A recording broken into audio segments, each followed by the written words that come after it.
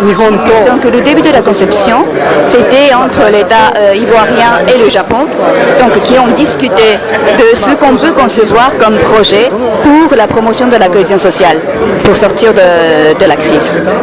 Ça, c'est le tout début. Donc en amont, il y avait ce dialogue État-État, mais après, lorsque l'équipe d'experts de la JICA était envoyée donc, par le gouvernement du Japon, c'est là que ces experts ont donc, vraiment conçu le projet dans tous les détails. Donc la création de CCGPP dont nous venons de parler, c'est venu de notre propre idée.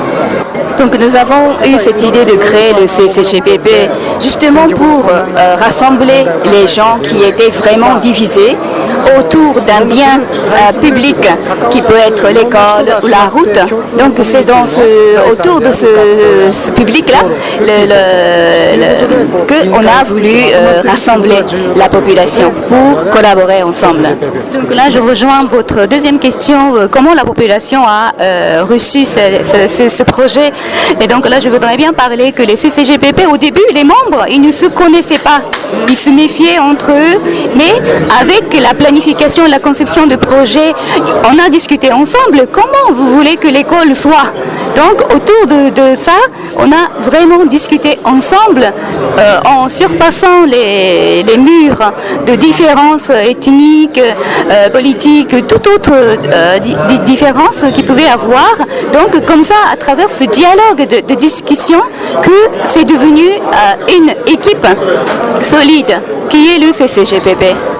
2つ目の質問と関係しますけれども、最初のうちは皆さん知らない人です。Il y a plusieurs points de vue. Nous sommes très satisfaits par la contribution vraiment de tout cœur de nos homologues de la commune ou de nos contreparties. Donc sur ce plan-là, nous sommes 100% satisfaits.